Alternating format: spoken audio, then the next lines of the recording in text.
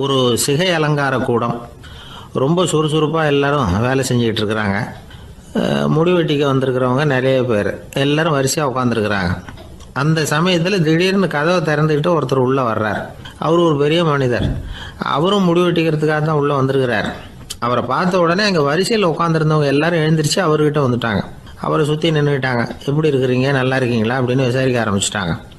எல்லாம் முடிஞ்சதும் வந்தவர் கேட்டார், வரிசையில் கடைசியாக இருக்கிறவர் யார் அப்படின்னு கேட்டார். ஏன்னு கேட்டாங்க. நான் அதுக்கு அடுத்தபடியாக உட்காரணும், அதுக்காக தான் கேட்குறேன் அப்படின்னார். உடனே அங்கே இருந்தவங்கள்லாம் என்ன சொன்னாங்க தெரியுமா? நீங்கள் வரிசையில் காத்திருக்கக்கூடாது, நீங்கள் அரசாங்கத்தின் தலைவர், உங்களுக்கு நேரம் முக்கியம், அதனால் நீங்கள் முன்னாடி போங்க அப்படின்னு சொன்னாங்க. ஆனால் அதை அவர் கேட்கல. தோழர்களே, உங்களுடைய கருத்துக்கு ரொம்ப நன்றி. எல்லாரும் வரிசையாக தான் வரணும், அதுதான் முறை. வரிசையில் வரணுங்கிற நடைமுறையை நானும் பின்பற்ற விரும்புகிறேன். நாம் எல்லாரும் சமமானவர்கள் அப்படின்னார். இப்படி சொல்லிவிட்டு வரிசையில் கடைசியாக இருந்த ஒரு நாற்காலியில் போய் உட்காந்துக்கிட்டார். தன் சட்டை பையில் இருந்த ஒரு செய்தித்தாளை எடுத்தார், படிக்க ஆரம்பிச்சிட்டார். ஆனால் அங்கே இருந்தவங்களால இதை பார்த்துக்கிட்டு சும்மா இருக்க முடியல. ஒருத்தர் எழுந்திரிச்சு வந்தார். ஐயா, இப்போ என்னுடைய முறை வந்திருக்குது, நான் தான் போக வேண்டிய முறை. உங்களை இங்கே காத்திருக்க வைக்கிறத விட ஒரு 5 ஆண்டுகளுக்கு கூட நான் முடி வெட்டிக்காமே இருந்துட முடியும் அப்படின்னார். அவர் மறுபடியும் சொன்னார், ஐயா, நீங்கள் வரிசை முறையை தாண்டி போக விருப்பப்படல, சரி, ஆனால் என்னுடைய முறையை மாற்றி கொடுக்கறதுக்கு எனக்கு முழு உரிமை இருக்குது. இதுக்கு பதிலாக உங்களுடைய கடைசி இடத்த நான் எடுத்துக்கிறேன், இதை நீங்கள் மறுக்க முடியாதுன்னார். அங்கே இருந்த மற்றவங்களும் இதை ஒரு மனசாக வற்புறுத்த ஆரம்பிச்சிட்டாங்க. அந்த பெரிய மனிதர் பார்த்தார், சரின்னு கடைசியாக ஒத்துக்கிட்டார். அவர் யார் தெரியுமா? அவர் தான் மாவீரர் லெனின். ரஷ்யாவில் கிரெம்ளின் சிகை அலங்கார கூடத்தில் தான் இது நடந்தது. எல்லாரும் இந்நாட்டு மன்னர்கள்னு வாயளவில் பேசுகிறதுல என்ன பிரயோஜனம்? நாம் எல்லாரும் சமங்கிறத நடைமுறையில் கடைபிடிச்சி காட்டினவங்க கொஞ்சம் பேர் தான். அவங்களில் ஒருத்தர் தான் லெனின். வரிசையில் நின்று வர்றதுங்கிறது ஒரு சிறந்த பண்பு, உயர்ந்த பண்பு. இன்றைக்கி பல இடங்களில் அது நமக்கு தேவைப்படுது. ஒரு ரேஷன் கடைவாசல், கடை திறக்கிறதுக்கு முன்னாடியே எல்லாரும் வரிசையில் நின்றுட்டாங்க. கடைசியாக வந்த ஒருத்தர் க்யூவில் முன்னாடி போகிறதுக்கு முயற்சி பண்ணுறார். ஏற்கனவே நின்றுட்டு இருக்கிறவங்க அவரை முன்னாடி போகிறதுக்கு விட மாட்டேங்கிறாங்க. கடைசியாக போய் நில்லையா அப்படின்னு எல்லாரும் கத்துறாங்க. அதை அவர் காதில் வாங்கலை. முண்டி அடிச்சுக்கிட்டு முன்னாடி போகிறதுக்கே முயற்சி பண்ணிகிட்டு இருக்கிறார். எல்லாரும் சேர்ந்து அவரை வலுக்கட்டாயமாக இழுத்து கொண்டாந்து பின்னாடி கொண்டு போய் நிறுத்திவிட்டாங்க. நிறுத்திவிட்டு சொன்னாங்க, இதை பாருப்பா, நாங்கள் இருக்கிற வரைக்கும் நீங்கள் முன்னாடி போய் எதையும் வாங்க முடியாது, தெரிஞ்சுக்கோ அப்படின்னாங்க. இப்போ அந்த ஆள் சொன்னாராம், நான் இங்கே பின்னாடி நிற்கிற வரைக்கும் நீங்களும் எதுவும் வாங்க முடியாது அப்படின்னாராம். ஏன்னு கேட்டிருக்கிறாங்க. நான் தான் அந்த கடையை திறக்க வேண்டிய ஆள் அப்படின்னா. ஒரு ஊரில் ஒரு மன்னன் இருந்தான், கொடுங்கோல் மன்னன். நிறைய தொந்தரவு பண்ணிக்கிட்டு இருந்தான். அவன் ஒரு தடவை என்ன பண்ணான் தெரியுமா? ஒரு தப்பும் பண்ணாத ஒரு இளைஞனை பிடிச்சி ஜெயிலில் அடைச்சுட்டான். அந்த பையனோட சொந்தக்காரங்கள்லாம் ராஜா கிட்ட போனாங்க. அவன் ஒரு தவறும் பண்ணலை, அவனை விடுதலை பண்ணுங்க அப்படின்னு கெஞ்சி கேட்டுக்கிட்டாங்க. மன்னன் யோசனை பண்ணான். அந்த இளைஞனை கூப்பிட்டுக்கிட்டு வர சொன்னான். அவனை கொண்டாந்து ராஜா முன்னாடி நிறுத்தினாங்க. இதை பாருப்பா, உன்னை நான் விடுதலை பண்ணுவேன், ஆனால் ஒரு கண்டிஷன். அந்த நிபந்தனையை நீ நிறைவேற்றினா உனக்கு விடுதலை அப்படின்னா மன்னன். சரின்னு ஒத்துக்கிட்டான் பையன். மன்னன் கண்டிஷன் என்னங்கிறத சொன்னான். உங்ககிட்ட ஒரு செம்மறி ஆட்டை கொடுக்க போகிறேன், 1 மாதத்துக்கு அதுக்கு தேவையான தீனியையும் கொடுக்க போகிறேன். 1 மாதம் கழித்து அந்த ஆட்டை எடை போட்டு பார்ப்பேன். அந்த ஆட்டின் எடை கொஞ்சம் கூட கூடி இருக்கக்கூடாது. எடை கூடி இருந்தால் உனக்கு விடுதலை கிடையாது. என்ன சொல்கிற அப்படின்னா. பையனுக்கு ஒன்றும் புரியல, பயமாக போயிட்டுது. குழம்பிக்கிட்டே நின்றுக்கிட்டு இருக்கிறான். சரி, ஒரு நாள் டைம் தரேன், நல்லா யோசனை பண்ணி பார்த்துட்டு நாளைக்கு உன் முடிவை சொல்லு அப்படின்னா மன்னன். பையன் கவலையோடு வெளியில் வந்தான். அங்கே ஒரு பெரியவர் நின்றுக்கிட்டு இருந்தார். அவர்கிட்ட விஷயத்தை சொன்னான். அந்த பெரியவர் இந்த பையனுக்கு காதோட காதாக ஒரு வழியை சொல்லி கொடுத்தார். அதை கேட்டதும் பையன் மறுபடியும் மன்னன் முன்னாடி நின்னா, உங்கள் நிபந்தனையை ஏற்றுக்கிறேன்னு சொன்னான். மன்னன் ஒரு ஆட்டுக்குட்டியையும் அதுக்கு 1 மாதத்துக்கு தேவைப்படுற தீவனத்தையும் கொடுக்கும்படியாக உத்தரவு போட்டான். கொடுத்தாங்க, ஓடிட்டு போயிட்டான். 1 மாதம் தினமும் தவறாமல் அந்த தீவனத்தை ஆட்டுக்குட்டிக்கு போட்டுக்கிட்டு இருக்கிறான். 1 மாதம் கழித்து அந்த ஆட்டை அரண்மனைக்கு ஓட்டிகிட்டு போனான். மன்னன் அதை எடை போட்டு பார்க்குறான், எடை கூடவே இல்லை, அப்படியே தான் இருக்குது. உடனே போட்ட நிபந்தனைப்படி அந்த இளைஞனை விடுதலை பண்ணிவிட்டான். சரி, ஆட்டுக்கு எடை கூடாமல் இருக்கிறதுக்கு அந்த பெரியவர் சொல்லி கொடுத்த யோசனை என்ன அப்படின்னா, அது வேற ஒன்றும் இல்லை. அந்த ஆட்டுக்கு எதிரில் அது கண்ணில் படுற மாதிரி ஒரு ஓனாயை கட்டி போட சொன்னார். அவ்வளவுதான். ஆட்டுக்கு ஓநாய்ங்கிறது பிறவி பகை. ஓநாயை பார்த்தா ஆடு நடுங்க ஆரம்பிச்சிரும், அவ்வளவு பயம். தினமும் அந்த ஆடு பயந்துக்கிட்டே தீனி சாப்பிட்டுது, எடை கூடல. அதுதான் ரகசியம். இது சின்ன பிள்ளைங்களுக்கான ஒரு கதை. இதிலேருந்து தெரிஞ்சுக்க வேண்டிய உண்மை என்னன்னா, நாமெல்லாம் சாப்பிட்றப்ப மனசும் உடம்பும் அமைதியாக இருக்கணும். அப்போ தான் அது உடம்புல ஒட்டும். அவசரத்துலேயும் பயத்துலையும் சாப்பிட்டா அது சரியா ஜீரணமாகாது. இன்னொரு ராஜா இருந்தார். அவரும் ஒரு இளைஞனை ஜெயிலில் அடைச்சி விட்டார். விடுதலை பண்ணணும்னா ஒரு கண்டிஷன்னார். என்னன்னு கேட்டான். ஒரு ஆட்டுக்குட்டியை அவன் முன்னாடி கொண்டாந்து நிறுத்துவேன், நீ அதுக்கிட்ட ஒரு கேள்வி கேட்கணும், அதுக்கு சரியான பதிலை சொல்லணும். அப்படி செஞ்சுட்டா உனக்கு விடுதலைன்னார். இளைஞன் யோசனை பண்ணி பார்த்தான், சரின்னு ஒத்துக்கிட்டான். அது பிரகாரமே ஆட்டுக்குட்டியை பதில் சொல்ல வச்சுட்டான். என்ன நடந்தது தெரியுமா? ஆட்டுக்குட்டியை கொண்டாந்து நிறுத்தினாங்க. இவன் மெதுவாக அதுக்கிட்ட போனான். அது காதுகிட்ட போய் ஏப்ரலுக்கு அடுத்த மாதம் என்ன மாதம்னு கேட்டான். அது உடனே மேன்னு கத்திச்சு. இவன் விடுதலை ஆகிட்டான். ஒரு நண்பர் வந்தார். ரொம்பவும் இறுக்கமாக உடை அணிஞ்சிருந்தார். அதாவது ஆடைக்குள்ளே அவர் மாட்டிக்கிட்டு இருந்தது மாதிரி தெரிஞ்சது. ஏன் துணி குறைச்சலாக எடுத்துட்டீங்களா அப்படின்னு கேட்டோம். இல்லைங்க, எனக்கு எப்போவுமே இறுக்கமாக உடை அணிகிறது தான் பிடிக்கும் அப்படின்னார்.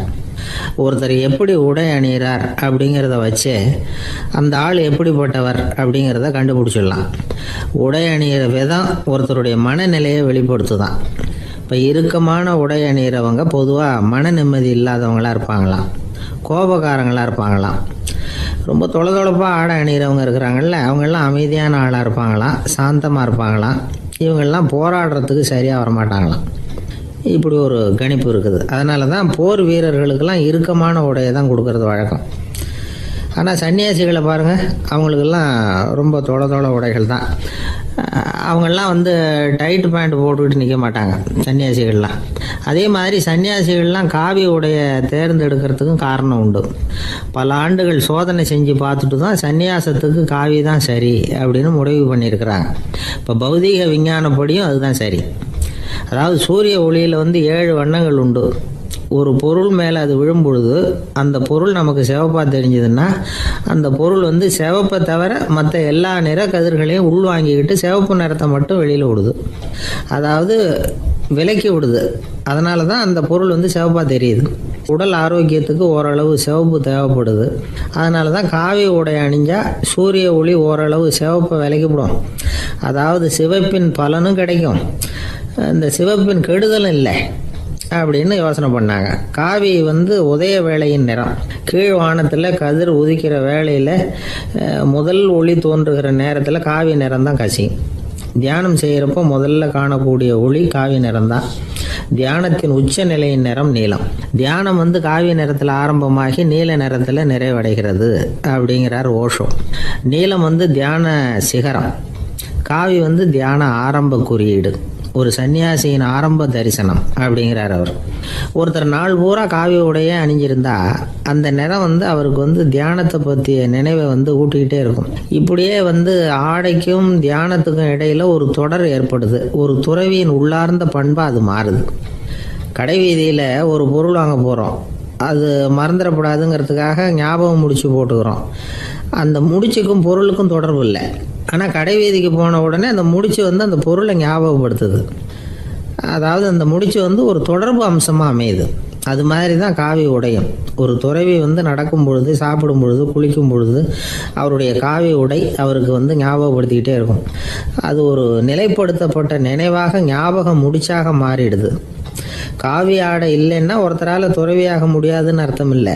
அதே நேரத்தில் காவி ஆடையால் ஒன்றும் பிரயோஜனம் இல்லை, அதில் ஒன்றும் அர்த்தம் இல்லை அப்படின்னு சொல்லிட முடியாது. இதுதான் உண்மை. இவ்வளவு தூரம் காவி ஆடையை பற்றி சொல்கிறதுனால எல்லாரும் சன்னியாசியாக போயிடுங்கோ அப்படின்னு நாம் சொல்கிறதாக யாரும் நினச்சிடக்கூடாது. மனசுக்கும் நிறத்துக்கும் உள்ள சம்பந்தத்தை தெரிஞ்சுக்கிறதுக்காக தான் இவ்வளவும். நமக்கு தெரிஞ்ச நண்பர் ஒருத்தர் இருக்கிறார், ஆஃபீஸில் வேலை பார்க்குறவர். ஒவ்வொரு மாதமும் 20ஆம் தேதிக்கு பிறகு அவரை போய் பார்த்தீங்கன்னா காவி உடை அணிஞ்சிக்கிட்டு, கண்ணை மூடிக்கிட்டு, கை ரெண்டையும் விரித்து வச்சுக்கிட்டு தியானத்திலேயே உட்காந்துருப்பார். ஏன் இப்படி பண்ணுறீங்கன்னு கேட்டேன். அதாவது 20ஆம் தேதிக்கு பிறகு என் கையில் ஒரு பைசா கூட கிடையாது, ஒரு சன்னியாசி லெவலில் இருக்கிறேன், என்கிட்ட எதுவும் செலவுக்கு கேட்காத அப்படின்னு என் மனைவிக்கு நான் சூக்காக உணர்த்துறதுக்காக அப்படி உட்காந்துருப்பேன் அப்படின்னு விளக்கம் கொடுக்குறார் அவர். ஊருக்கு வெளியில் அமைதியான ஒரு இடம், அங்கே ஒரு ஆசிரமம், அங்கே ஒரு சாமியார். அவர் தினமும் நல்ல போதனைகள்லாம் செய்வார். பல பேர் போய் அங்கேயே சில நாள் தங்கி இருந்து அவர் சொல்கிற அறிவுரைகளை எல்லாம் கேட்டுக்கிட்டு வர்றது வழக்கம். ஒரு தடவை அவரை பார்த்துட்டு போகிறதுக்காக 3 வெளியூர் தம்பதிகள் வந்தாங்களாம். அந்த மடத்திலேயே சாப்பிட்டுக்கிட்டு தங்கி இருந்து அவங்களுடைய போதனைகளை கேட்டுக்கிட்டு போகணுங்கிறது அவங்க நோக்கம். காலையில் குளிச்சுட்டு பூஜையில் உட்காந்தார் அந்த சுவாமி. இவங்களும் குளிச்சுட்டு அந்த பூஜையை பார்க்கறதுக்காக அவர் முன்னாடி வந்து உட்காந்தாங்க. பூஜை ஆரம்பமாச்சு. சம்பிரதாயப்படி அது ரொம்ப நேரம் நடந்துக்கிட்டே இருக்குது. இவங்களுக்கு நல்ல பசி இருந்தாலும் இந்த நேரத்தில் அதை எப்படி வெளியில் காட்டிக்கிறது? பேசாமல் இருந்தாங்க. அந்த சுவாமி பூஜையை முடித்தார். அதுக்கப்புறம் பேச ஆரம்பித்தார். பேச்சு அருமையாக தான் இருந்தது, அமிர்தமாக தான் இருந்தது. இருந்தாலும் இவங்களுக்கு இருக்கிற வயிற்று பசி அது சரியாக கவனிக்க விடலை. அந்த சுவாமியே இதை கவனிச்சதா தெரியல. இவங்களுக்கு மனசுக்குள்ள ஒரு எண்ணம், உள்ள சாப்பாடு தயாராகிட்டு இருக்கும் போல இருக்கு, இந்த பேச்சு முடிஞ்சது நம்மளை உள்ளே அழைச்சிட்டு போய் சாப்பாடு போடுவாங்கன்னு நினைக்கிறோம் அப்படின்னு இவங்களாம் நினச்சிக்கிட்டாங்க. ஆனால் சுவாமி இதை பற்றி எதுவுமே பேசலை, கண்டுக்கலை. ஒரு அம்மாவால் அதுக்கு மேலே சும்மா இருக்க முடியுமா? முடியல.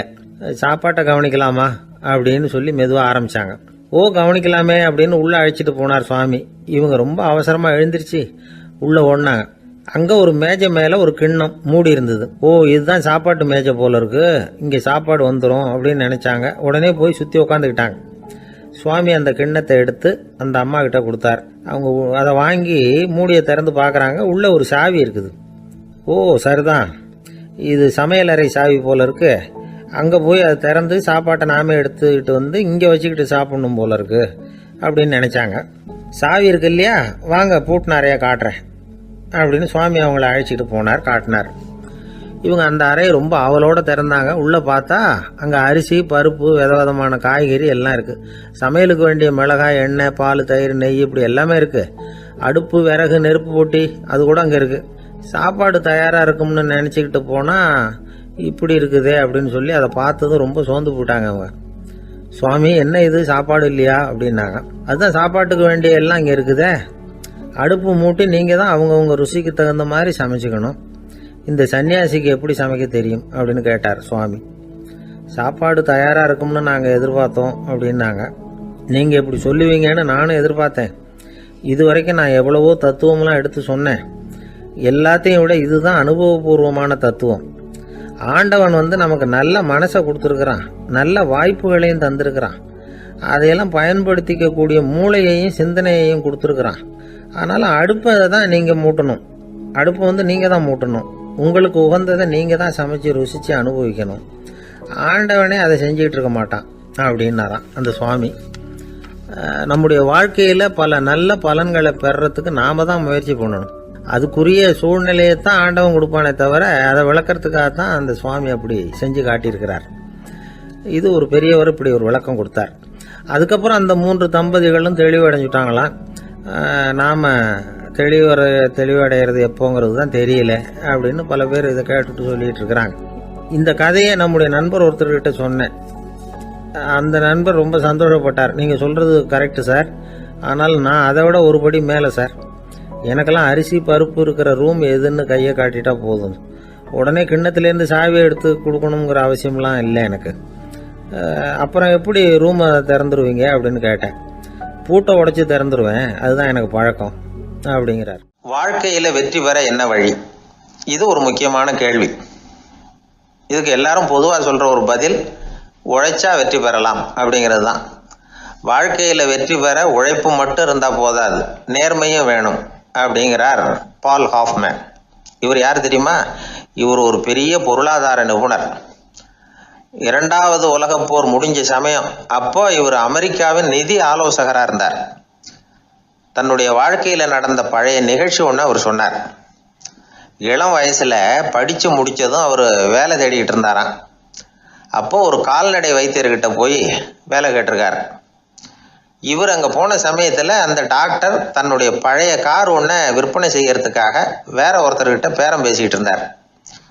வாங்க வந்தவர் இவர்கிட்ட அந்த காரை பற்றின விவரம்லாம் கேட்டுக்கிட்டு இருந்தார். கார் நல்ல நிலைமையில் இருக்குமா அப்படிங்கிற கவலை அவருக்கு. எல்லா விவரங்களையும் கேட்டுக்கிட்டு அவர் கடைசியாக சொன்னார், டாக்டர், இந்த காரை நீங்களே என்னுடைய ஊருக்கு ஓட்டிகிட்டு வர வேண்டியது. கார் எந்த ரிப்பேரும் ஆகாமல் என்னுடைய ஊருக்கு சேர்ந்துட்டுதுன்னா அங்கேயே நான் பணம் கொடுத்து இந்த காரை வாங்கிக்கிறேன் அப்படின்னார். நம்ம கார் அவ்வளோ தூரத்துக்கு வழியில் எந்த கோளாறும் இல்லாமல் போய் சேருமா அப்படிங்கிற சந்தேகம் டாக்டருக்கு. அவர் என்ன செஞ்சார் தெரியுமா? தன்கிட்ட வேலை கேட்டு வந்திருந்த இளைஞர் பால் ஹாஃப்மேனை கூப்பிட்டார். அவர்கிட்ட சொன்னார், இதை பாருப்பா, இந்த காரை நீ அவருடைய ஊர் வரைக்கும் நல்லபடியாக ஓட்டிகிட்டு போய் சேர்த்துட்டீன்னா உனக்கு நான் வேலை கொடுத்து விட்றேன். அது மட்டும் இல்லை, காரு விற்கிற தொகையில் கமிஷனும் கொடுக்குறேன், என்ன சம்மதமா அப்படின்னு கேட்டார். ஹாஃப்மேன் யோசனை பண்ணார். அதுக்கப்புறம் சரின்னு சொல்லி சம்மதிச்சார். கொஞ்ச நேரத்தில் அவரும் கார் வாங்க வந்தவரும் புறப்பட்டாங்க. இவர் ரொம்ப சிரமப்பட்டு வழியில் எங்கேயும் நிறுத்தாமல் காரை ரொம்ப சாமர்த்தியமாக ஓட்டிகிட்டு போய் சேர்த்துட்டார். இவரை அழைச்சிக்கிட்டு வீட்டுக்குள்ளே போனார். அப்புறம் கேட்டார், இதை பாருப்பா, இப்போ சொல்லு, இந்த காரோட நிலைமை இப்போ எப்படி இருக்குது? உண்மையிலேயே இது நல்ல நிலைமையில் இருக்குதா? உன்னுடைய மனசாட்சிப்படி பதில் சொல் அப்படின்னார். இவரும் உடனே காரு நல்ல நிலைமையில தான் இருக்குது அப்படின்னு சொல்கிறதுக்கு வாயை திறந்தார். அதுக்குள்ளே பார்வை எதிரில் உள்ள சுவர் மேலே பட்டுது. அங்கே இயேசுநாதர் படம் ஒன்று மாட்டியிருந்தாங்க. அதுக்கு அடியில் எழுதியிருந்த வாசகம் என்னன்னா, நீ பேசும் ஒவ்வொரு வார்த்தையையும் இயேசு கவனித்து கொண்டிருக்கிறார் அப்படின்னு இருந்தது. அந்த வரிகளை பார்த்தார். உடனே காரு சரியில்லை அப்படிங்கிற உண்மையை சொல்லிவிட்டார். இவர் இப்படி சொன்னதும் இவரை ரொம்ப ஆச்சரியமாக பார்த்தார். இவர்கிட்ட இருந்த நேர்மை அவரை சிந்திக்க வச்சது. உன்னுடைய நேர்மையை பாராட்டுறேன், உனக்கு கமிஷன் கிடைக்கணுங்கிறதுக்காகவே நான் இந்த காரை வாங்கிக்கிறேன்னார். இப்போ அவர் திகைச்சு போய் நின்னார். மறுபடியும் அவர் சொன்னார், நீ காரை ஓட்டிகிட்டு வரும்பொழுதே உன்னுடைய திறமையை பார்த்தேன், உனக்கு விருப்பம் இருந்தால் நீ என்கிட்டயே வேலைக்கு சேர்ந்துடலாம் அப்படின்னார். பால் ஹாஃப்மேன் அவர்கிட்ட வேலைக்கு சேர்ந்தார். படிப்படியாக முன்னேறினார். கடைசியில் பார்த்தீங்கன்னா அமெரிக்காவினுடைய நிதி ஆலோசகராக ஆனார். அதுக்கப்புறம் அவர் அந்த பழைய சம்பவத்தை எப்பவும் மறக்கிறதில்ல, அடிக்கடி சொல்கிறது உண்டு. அதனால் இதிலேருந்து நாம் தெரிஞ்சுக்க வேண்டியது என்னென்னா, வாழ்க்கையில் முன்னுக்கு வரணும்னா உழைப்பு மட்டும் போதாது, நேர்மையும் வேணும். ஆனால் இந்த காலத்தில் சிலருடைய நேர்மை நமக்கு ஆச்சரியமாக கூட இருக்கும். ஒருத்தர் புஸ்தக கடை வச்சுருந்தார். ரொம்ப நேரமாக தேடி ஒரு புத்தகத்தை கையில் எடுத்தார். அதுக்கு பில் போட சொன்னார். அந்த புத்தக கடைக்கு வந்த இன்னொருத்தர் பில் போடுறவர், சார் இந்த புத்தகம் மகா அறுவை, மகா மட்டம், இது வேணாம் உங்களுக்கு, வேற ஏதாவது ஒன்று பாருங்கன்னார். புத்தக கடை வச்சிருக்கிறவரே இப்படி சொன்னார். வாங்க வந்தவர் இவர் ஆச்சரியமாக பார்த்தார். உங்கள் நேர்மையை பாராட்டுறேன், அது சரி, இந்த புத்தகத்தை ஏற்கனவே நீங்கள் படித்து பார்த்துட்டீங்களான்னு கேட்டார். அதை படித்து வேறு பார்க்கணுமான்னார். அப்புறம் எப்படி இது மகாமட்டம்னு சொல்கிறீங்க அப்படின்னார். அதை எழுதினவனே நான் தான் சார் அப்படின்னார் அவர். இது ஒரு விதமான நேர்மையை ஒத்துக்கிறது. எப்படி இருந்தாலும் வாழ்க்கையில் உழைப்பும் நேர்மையும் உயர்வதற்கு வழிகள். உழைப்பை விட நேர்மை முக்கியம் அப்படிங்கிறத புரிந்து கொண்டால் வாழ்க்கையில் வெற்றி நிச்சயம். எல்லாமே நாற்காலிக்கு ஆசைப்படாதவர்கள் அப்படின்னு சொல்லிட முடியாது. ஏன்னா நிறைய பேர் நாற்காலிக்கு ஆசைப்படுறவங்கள நாம் பார்க்குறோம். உட்கார்றதுக்கு ஒரு நாற்காலி கிடைச்சிடாதா, அதோட ஒரு கால் உடஞ்சி முக்காலியாக இருந்தாலும் பரவாயில்ல, ஒரு மாதிரியாக அனுசரித்து உட்காந்துக்கலாம் அப்படின்னு அலையிறவங்க எத்தனை பேர்? இந்த காலத்தில் மட்டும்தான் அப்படின்னு இல்லை, அந்த காலத்துலேயும் இதே மாதிரி ஆசைகள் சபலங்கள் இருந்திருக்கும் போல இருக்குது.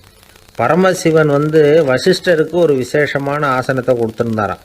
சரி, அப்படி என்ன அதில் விசேஷம்னா, வசிஷ்டர் ஒரு குறிப்பிட்ட இடத்துக்கு போகணும்னு நினச்சி புறப்படுறாருன்னு வச்சுக்கோங்க. அவருக்கு முன்னாடியே இந்த ஆசனம் புறப்பட்டுரும். போய் ஒரு வசதியான இடமா பார்த்து இருந்துக்கும்.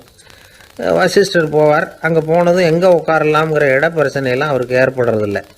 அதுதான் இவருடைய இருக்கை அங்கே முன்னாடியே போய் காத்துக்கிட்டு இருக்குதே. நேராக போவார், அதில் உட்காந்துக்குவார். மற்ற முனிவர்கள்லாம் இதை பார்த்தாங்க. அவங்களுக்கு பொறாமையாக இருந்துதான். எல்லோரும் ஒரு இடத்துல கூடி இதை பற்றி பேசியிருக்கிறாங்க. என்ன இது, நாமளும் அவரை மாதிரி தானே இருக்கிறோம், இருந்தாலும் நமக்கும் அது மாதிரி ஒரு ஆசனம் கிடைக்கலையே அப்படின்னு யோசனை பண்ணியிருக்காங்க. சரி, நேராக பரமசிவன்கிட்டே போவோம், இதை பற்றி கேட்போம் அப்படின்னு நினச்சிக்கிட்டு போனாங்களாம். பரமசிவனை பார்த்துருக்குறாங்க. ஐயா, நாங்களும் முனிவர்கள் தானே, வசிஷ்டர் பண்ணுறது மாதிரி நாங்களும் உங்களை குறித்து கடும் தவம் பண்ணிக்கிட்டு தானே இருக்கிறோம். அப்படி இருக்கும்பொழுது அவருக்கு மட்டும் ஏன் இந்த விசேஷ சலுகை அப்படின்னு கேட்டிருக்காங்க. அதுக்கு பரமசிவன் சொன்னாராம், முனிவர்களே, உங்கள் கேள்விக்கு நான் பதில் சொல்கிறேன், ஆனால் அதுக்கு முன்னாடி நீங்கள் ஒரு காரியம் பண்ணணும்னாராம். என்ன செய்யணும் சொல்லுங்கன்னு இருக்காங்க. நீங்கள் ஒவ்வொருத்தரும் தனித்தனியாக போய் உங்களை விட உயர்ந்த ஒருத்தரை தேடி கண்டுபிடிச்சி அவருக்கு அதிதி பூஜை பண்ணி அவரை ஒரு மண்டலத்துக்குள்ளே என்கிட்ட அழைச்சிட்டு வந்துருங்க அப்படின்னாராம். சரின்னு எல்லாரும் புறப்பட்டுருக்காங்க. அவங்க போனதுக்கப்புறம் நந்தி தேவனை அழைச்சி வசிஷ்டரை கூப்பிட்டுக்கிட்டு வர சொன்னாராம். அவர் வந்தார். வணங்கினார். வசிஷ்டரே, இன்னையிலேருந்து ஒரு மண்டலத்துக்குள்ளே உங்களை விட தாழ்ந்தவர் ஒருத்தர் தேடி கண்டுபிடிச்சி அவருக்கு அதிதி பூஜை பண்ணி அவரை என்கிட்ட கூப்பிட்டுட்டு வாங்கன்னு விட்டார். சரின்னு இவரும் புறப்பட்டு போயிட்டார். கொஞ்ச நாள் ஆச்சு. முனிவர்கள்லாம் திரும்பி வந்தாங்க. பரமசிவன் முன்னாடி வந்து நின்னாங்க. ஐயா, எவ்வளவோ தேடி பார்த்துட்டோம், எங்களை விட உயர்ந்தவர்கள் யாருமே கிடைக்கல அப்படின்னாங்களாம். வசிஷ்டரும் வந்து சேர்ந்தார். ஐயா, எவ்வளவோ தேடி பார்த்தேன், என்னை விட தாழ்ந்தவர் யாருமே கிடைக்கல அப்படின்னாராம். அவரே தொடர்ந்து சொன்னார், என்னுடைய மனைவி எனக்கு அடங்கினவ தானே, அவளுக்காவது அதிதி பூஜை பண்ணி அழைச்சிட்டு வந்துடலாமான்னு யோசித்து பார்த்தேன். என்னோட மனசு அதுக்கும் இடம் கொடுக்கல. ஏன்னா அவளோட பதி விரதத்துக்கு முன்னாடி நாம் ஏமாத்திரம் அப்படின்னு யோசித்து பார்த்தேன். அதனால் அந்த எண்ணத்தையும் கைவிட்டுட்டேன் அப்படின்னு ரொம்ப வருத்தத்தோடு சொன்னாராம். இதை கேட்ட உடனே மற்ற முனிவர்களுக்கு வெக்கமாக போச்சு. இந்த உலகத்தில் நம்மளை விட மேலானவங்க யாருமே இல்லைன்னு நாம் நினச்சோம். வசிஷ்டரோ தன்னை விட தாழ்வானவங்க யாருமே இல்லைன்னு நினைக்கிறார். பரமசிவன் ஏன் அந்த ஆசனத்தை அவருக்கு மட்டும் கொடுத்தார் அப்படிங்கிற கேள்விக்கான பதில் அவங்களுக்கு கிடச்சிட்டு தான். இந்த காலத்தில் நாம் எப்படி நினைக்கிறோம்னா, எல்லாரும் நம்மளை விட மட்டமானவங்கன்னு நினைக்கிறோம். அதனால் நாம் மட்டும் நாற்காலியில் உட்காந்தா போதும் அப்படின்னு நினைக்கிறோம். ஏமாந்து போனவங்க சந்தர்ப்பம் பார்த்து காலை வாரி விட்டுடுறாங்க, கீழே விழுந்து காலை உடச்சிக்கிறோம். அதுதான் இன்றைக்கி நடக்கிறது. ஒரு அம்மா தன்னோட வீட்டுக்காரரை ஒரு மனோதத்துவ டாக்டர்கிட்ட அழைச்சிட்டு போனாங்களாம். என்ன ப்ராப்ளம்னு கேட்டிருக்காரு டாக்டர். எங்கள் வீட்டுக்காரர் அடிக்கடி நாற்காலியில் உட்காந்து காலை உடச்சிக்கிறார் அப்படின்னாங்களாம். அப்படின்னா அந்த நாற்காலியில் தான் ஏதோ கோளாறு அப்படின்னாரான் டாக்டர். அப்படி இருக்க முடியாது டாக்டர் அப்படின்னாங்களாம் அந்த அம்மா. அது எப்படி அவ்வளோ உறுதியாக சொல்கிறீங்கன்னு கேட்டிருக்காரு அந்த டாக்டர். எங்கள் வீட்டில் நாற்காலியே கிடையாது டாக்டர், இவர் இருக்கிறதா நினச்சிக்கிட்டு உட்கார்றார், அதுதான் ப்ராப்ளம். அளவுக்கு மிஞ்சினால் அமிர்தமும் நஞ்சு அப்படின்னு சொல்லுவாங்க. அது உண்மைதான். ஒருத்தருக்கு அளவுக்கு மீறிய புகழ் வந்துட்டுதுன்னு வச்சுங்க, அது கூட ஆபத்தாக போயிடுறது உண்டு. பழங்காலத்துல எல்லாம் கிரேக்க தேசத்தில் ஒரு பழக்கம் உண்டாம். அதாவது யாராவது ஒருத்தரை நாடு கடத்தணும்னா அதுக்கு ஒரு வழி உண்டு. அதாவது ஒருத்தரை நாடு கடத்தணும்னு மக்கள் விரும்புகிறாங்கன்னு வச்சுங்களேன், அவர் பேரை ஒரு மண்பாண்ட ஓட்டுச்சில்லில் எழுதி அதை ஒரு குறிப்பிட்ட பொது இடத்துல போட்டுற வேண்டியது, அவ்வளவுதான். இது மாதிரி பல பேர் போட்டுக்கிட்டே இருப்பாங்க. எல்லாம் அப்படியே குவிஞ்சு போயிடும்.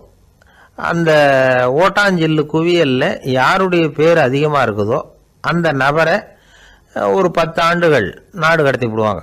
இது அந்த ஊர் வழக்கமாக. ஒரு நாள் அந்த குவியலுக்கு பக்கத்தில் ஒரு ஆள் நின்றுக்கிட்டு இருக்கிறான். அவன் கையில் ஒரு ஓட்டாஞ்சில்லு வச்சிருக்கிறான். அதில் யாரோட பேரையோ எழுதணும், எழுதி அந்த இடத்துல போடணுங்கிறது அவன் ஆசை. ஆனால் அவன் படிக்காதவன், அதனால் எழுத தெரியல. யாராவது அந்த வழியாக வர்றாங்களான்னு பார்த்துக்கிட்டே நின்றுக்கிட்டு இருந்தான். ஒரு பெரியவர் வந்துக்கிட்டு இருந்தார். அவர்கிட்ட ஓடினான். கையில் இருந்த மண்பாண்ட சில்லை கொடுத்தான். ஐயா, இதில் ஒரு பேர் எழுதி கொடுங்களேன்னா அந்த பெரியவர் அதை வாங்கி கையில் வச்சுக்கிட்டு, என்ன பேர் எழுதணும் சொல்லு அப்படின்னா. இவன் சொன்னான், அரிஸ்டைடிஸ் அப்படின்னு எழுதுங்க அப்படின்னா. இதை கேட்டதும் அந்த பெரியவருக்கு அதிர்ச்சி. ஏன்னா அவர் தான் அரிஸ்டைடிஸ், தத்துவ மேதை அரிஸ்டைடிஸ் அவர். இருந்தாலும் நான் தான் அதுங்கிறத காட்டிக்காம அந்த ஆளுகிட்ட கேட்டார். அது சரிப்பா, அரிஸ்டைடிஸ்ங்கிற பேரை எழுத சொல்கிற, அவர் உனக்கு என்ன கெடுதல் பண்ணார், அவர் பேரை இதில் எழுத சொல்கிறிய அப்படின்னு கேட்டிருக்கார். அதுக்கு இவன் சொன்னானா, அவர் எனக்கு எந்த கெடுதலும் பண்ணலை, அவரை நான் பார்த்தது கூட இல்லை அப்படின்ட்டுருக்கான். அப்புறம் எதுக்காக அவரை நாடு கடத்தணும்னு நீ ஆசைப்படுற அப்படின்னு கேட்டிருக்கார். இப்போ அந்த ஆள் சொல்கிறான், அரிஸ்டைடஸை பற்றி எல்லாரும் பேசுகிறாங்க, அவர் ரொம்ப நல்லவர், அவர் ஒரு பெரிய அறிவாளிங்கிறாங்க, அவர் ஒரு பெரிய வள்ளல், பேரறிஞர், இப்படி எல்லாரும் சொல்கிறத கேட்டு கேட்டு எனக்கு ரொம்ப அழுத்து போயிட்டுது, அதனால தான் வெறுப்பாயிட்டேன் அப்படின்னு நானும். இதிலேருந்து என்ன தெரியுது, நாம் நல்லவனாக இருக்கிறதுல ஒன்றும் இடைஞ்சல் இல்லை. ஆனால் நம்மளை நல்லவன் நல்லவன் எல்லாரும் சொல்ல ஆரம்பிச்சிட்டாங்கன்னு வச்சுக்கோங்க, அப்போ இடைஞ்சல் ஆரம்பம்னு அர்த்தம்.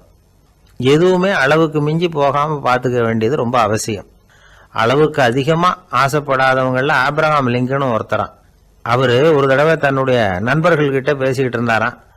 ஒருத்தர் கேட்டிருக்கார், ஒரு மனுஷனுக்கு கால்கள் எவ்வளோ உயரம் இருக்கணும் அப்படின்னு கேட்டாராம். இதுக்கு ஆப்ரஹாம் லிங்கன் சொன்னாராம், அது என்ன, இடுப்புலேருந்து தரையை தொடுற அளவுக்கு உயரம் இருந்தால் போதும் அப்படின்னாராம். என்னுடைய நண்பர் ஒருத்தர், அவருக்கு ஜாதகத்தில் நம்பிக்கை உண்டு, அவரே ஜோசியம்லாம் பார்ப்பார். என்ன சார் இந்த காலத்தில் இதையெல்லாம் நம்பிக்கிட்டு இருக்கீங்களே அப்படின்னு கேட்டால், உங்களுக்கு ஒன்றும் தெரியாது சார், இந்த உலகத்தில் ஒவ்வொருத்தரும் அவங்கவங்க செய்கிற நல்லது கெட்டதுக்கு தகுந்த பலனை அனுபவிச்சே தீரணும் பார். அது மட்டும் இல்லை, ஒருத்தன் செத்துட்டா கூட அவன் செஞ்ச பாவ புண்ணியங்கள் கூடவே போய்கிட்டு இருக்கும் பார். அது எப்படி கூட போவோம் அப்படின்னு குதர்க்கமாக கேட்டால் அதுக்கு அவர் ஒரு கதை சொன்னார். அது ரொம்ப சுவாரஸ்யமாக இருந்தது. அது என்ன கதைன்னா, ஒரு ஊரில் ஒருத்தர் இருந்தாராம். அவர் ஜோசியம் பார்க்குறதுல ரொம்ப கெட்டிக்காரரான். ஒருத்தருடைய தலைமுடியை மட்டும் அவர்கிட்ட காட்டினா போதும், அதை மட்டும் பார்த்துட்டு அவருடைய ஜாதகத்தையே அலசி விடுவாராம்.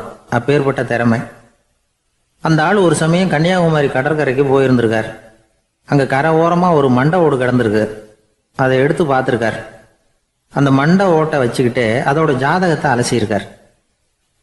இந்த மண்டை ஓட்டுக்கு உரிய ஆசாமி வாழ்க்கையில் ரொம்ப கஷ்டப்பட்டிருக்கணும், நிறைய கஷ்டத்தை அனுபவிச்சிருக்கணும். அது தாங்க முடியாமல் தான் கடலில் விழுந்து தற்கொலை பண்ணிட்டு இருக்கான் அப்படிங்கிறத அவர் கணிச்சுட்டார். இருந்தாலும் இந்த மண்டை ஓடு இன்னமும் அனுபவிக்க வேண்டியது பாக்கி இருக்கு அப்படிங்கிறத அவர் உணர்ந்தாராம். அது சரி, ஒருத்தன் உயிரோடு இருக்கிற வரைக்கும் நல்லது கெட்டதை அனுபவிக்க முடியும், செத்ததுக்கு அப்புறமும் பாக்கி இருக்குன்னா அதை எப்படி அனுபவிக்கிறது? இந்த மண்டை ஓட்டுக்கு இன்னும் கொஞ்சம் பாக்கி இருக்குங்கிறது அவருக்கு புரிஞ்சதே தவிர அதோட அர்த்தம் என்னங்கிறது சரியாக விளங்கலை. சரி, இதை இன்னும் கொஞ்சம் விவரமாக ஆராய்ச்சி பண்ணுவோம் அப்படின்னு நினச்சிக்கிட்டு அதை தன்னுடைய வீட்டுக்கு எடுத்துகிட்டு போயிட்டார். அந்த மண்டை ஓட்டை ஒரு பெட்டியில் வச்சு பூட்டினார். தன்னுடைய தனி அறையில் அதை பத்திரமா வச்சுக்கிட்டார். தினமும் ராத்திரி ஆனதும் தன்னுடைய மனைவியை பார்த்து, நீ போய் பூஜை அறையில் தனியாக படுத்துக்க அப்படின்னு சொல்லிவிட்டு தினம் ராத்திரி 12 மணிக்கு பெட்டியை திறந்து அவர் பார்ப்பார். மண்டை ஓடு அப்படியே இருந்தது தவிர இன்னும் கொஞ்சம் பாக்கி இருக்குங்கிறதுக்கு அர்த்தம் அவருக்கு விளங்கலை.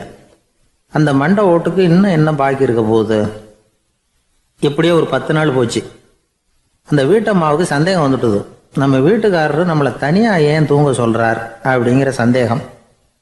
உடனே பக்கத்து வீட்டு அம்மா கிட்ட விஷயத்தை சொல்லியிருக்கிறாங்க. அந்த அம்மா உடனே, நீ கவலைப்படாத, நான் கண்டுபிடிச்சி சொல்கிறேன் அப்படின்னு சொல்லிவிட்டாங்களாம். அன்னைக்கு ராத்திரியே ஜன்னல் வழியாக எட்டி பார்த்துருக்குறாங்க. இந்த ஆள் மண்டை ஓட்டை கையில் வச்சுக்கிட்டு அது திருப்பி திருப்பி பார்த்துக்கிட்டு இருக்கிறான். அதை பார்த்துட்டாங்க. மறுநாள் காலையில் அவரோட மனைவியை பார்த்தாங்க. ஏம்மா, உன் வீட்டுக்காரருக்கு நீ முதல் மனைவியா 2வது மனைவியா அப்படின்னு கேட்டாங்களாம். எனக்கு தெரிஞ்ச வரைக்கும் நான் ஒருத்தி தான் அவருடைய மனைவி அப்படின்னாங்களாம் அவங்க. அப்படி இல்லை, நீ அவருக்கு 2வது மனைவி. முதல் மனைவியின் மண்டை ஓட்டை தான் அவர் தினமும் ராத்திரியில் எடுத்து பார்த்துக்கிட்டு இருக்கிறார் அப்படின்னாங்க அடுத்த வீட்டு அம்மா. அப்படியா விஷயம் அப்படின்னு சொல்லிவிட்டு கணவன் வீட்டில் இல்லாத நேரமாக பார்த்து அந்த மண்டை ஓட்டை எடுத்து கொண்டாந்து ஒரு உரலில் போட்டு உலக்கையால் குத்தி நொறுக்க ஆரம்பிச்சிட்டாங்க. வெளியில் போயிருந்த அந்த ஆள் அப்போ தான் உள்ளே நுழைஞ்சார். மண்டை ஓடு உலக்கை கிட்ட குத்து வாங்கிக்கிட்டு இருக்கு. அது அனுபவிக்க வேண்டியது இன்னும் கொஞ்சம் பாக்கி இருக்குங்கிறதுக்கு அர்த்தம் எனக்கு இப்போ தான் புரிஞ்சுது அப்படின்னாராம் அவர். இந்த கதையிலேருந்து நாம் இன்னொரு நீதியையும் புரிஞ்சுக்கணும். அதாவது நம்ம வீட்டை பற்றி நமக்கு புரியாததெல்லாம் அடுத்த வீட்டுக்கு. ஒரு ஊரில் ஒரு ராஜா இருந்தார். பெரிய அரண்மனையில் தான் இருக்கிறார். எல்லா வசதியும் இருந்தது. இருந்தாலும் அவர் எல்லாரும் சொல்கிறது எப்படி தெரியுமா, பிச்சைக்கார ராஜா. அப்படி ஒரு பேர் அவருக்கு நிலைச்சி போச்சு. ஜனங்களும் சரி, மற்ற தேசங்களில் உள்ளவங்களும் சரி, அவர் அந்த பேர் சொல்லியே குறிப்பிடுறது வழக்கமாக போட்டுது. இது அவருக்கு ரொம்ப கவலையாக போச்சு.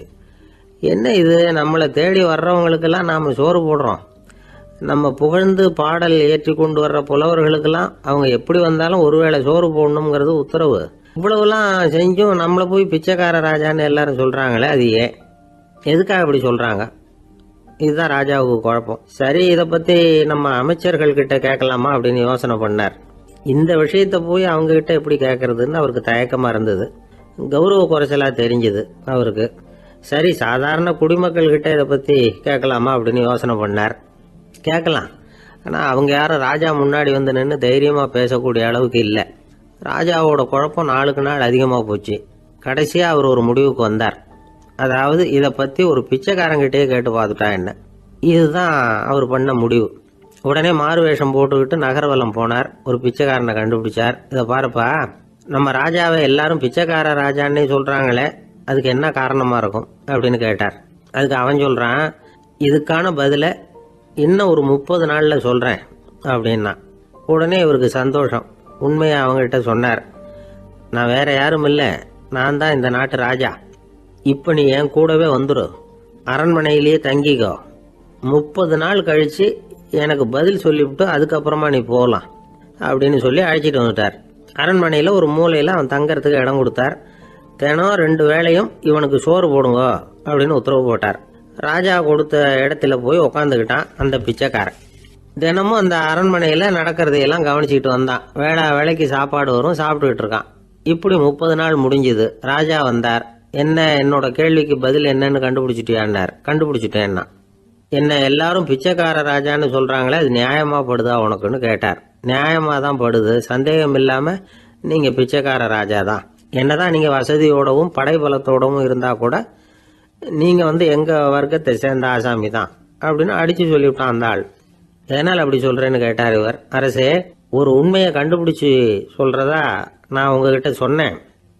நீங்க ராஜ பரம்பரைன்னா உடனே உங்க கழுத்துல கிடக்கிற முத்து மாலையை கழட்டி பரிசா கொடுத்துருப்பீங்க, பொண்ணையும் மணியையும் கொடுத்துருப்பீங்க. ஆனா நீங்க அப்படி செய்யல. என்ன ஒரு மூலையில உட்கார வச்சு 2 வேளை சோறு போட சொன்னீங்க. உங்களை தேடி யார் வந்தாலும், யார் பாராட்டி பேசினாலும் அல்லது பிரச்சனைகளை சொன்னாலும் நீங்க செய்யற ஒரே காரியம் சோறு போடுறது தான். பிச்சைக்காரனுக்கு சோறு மட்டும்தான் உலகம்.